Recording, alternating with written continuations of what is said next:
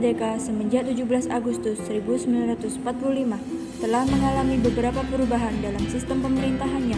Keberadaan sistem pemerintahan yang ada di Indonesia semata-mata untuk mewujudkan tujuan dan fungsi negara Indonesia. Di tahun 1903, kolonial Belanda mengeluarkan Standar Nomor 329, yaitu dibentuknya satuan pemerintahan yang mempunyai keuangan sendiri. Ini kebijakan otonomi daerah pertama yang diberlakukan di Indonesia. Pada tahun 1945, pemerintah mengeluarkan Undang-Undang Nomor 1 Tahun 1945 yang menitikberatkan asas dekonsentrasi untuk mengatur pembentukan komite daerah, kabupaten, dan kota berotonomi. Pada Undang-Undang Nomor 22 Tahun 1948 menyebutkan bahwa daerah negara Republik Indonesia terdiri dari 3 tingkat, yaitu provinsi, kabupaten atau kota besar, desa atau kota kecil. Masing-masing daerah berhak mengurus rumah tangga sendiri. Menurut Undang-Undang Nomor 1 Tahun 1957, daerah otonom diganti dengan istilah daerah swatantra. Wilayah Republik Indonesia dibagi menjadi daerah besar dan kecil. Kemudian pada tahun 1996, pemerintah melalui Keputusan Presiden Nomor 11 menetapkan 25 April sebagai Hari Otonomi Daerah. Apa itu otonomi daerah?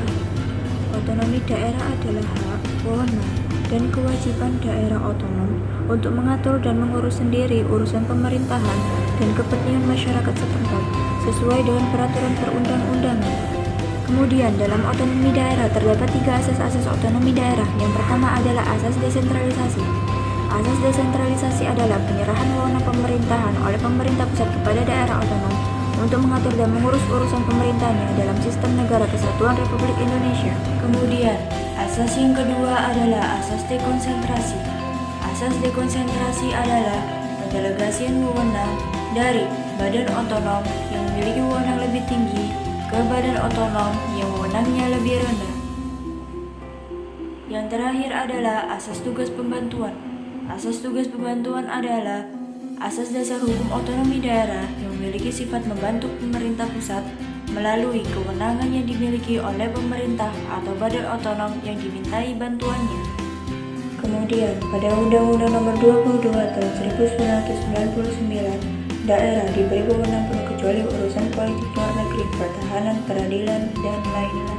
Sampai dengan 2004 terbentuk daerah otonomi baru sebanyak 7 provinsi dan 119 kota serta 26 kabupaten.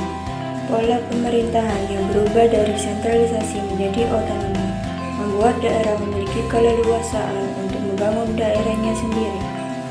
Pada tahun 2004 di pemerintahan Megawati, beliau merasa otonomi daerah bisa lebih baik ketika diberi arahan yang tepat dari pemerintah pusat.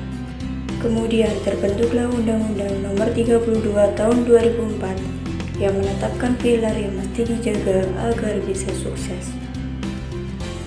Hasilnya, otonomi daerah semakin meluas. Selama periode 2005 sampai dengan 2014 terbentuk 1 provinsi, 66 kota, dan 8 kabupaten. Dan melalui berbagai pembelajaran yang didapat, pemerintah mengeluarkan Undang-Undang Nomor 23 Tahun 2014 yang membahas lebih detail mengenai kekuasaan dan pembagian wilayah. Sampai dengan 2018 sudah terbentuk total daerah otonom sebanyak 34 provinsi dan 542 kabupaten atau kota.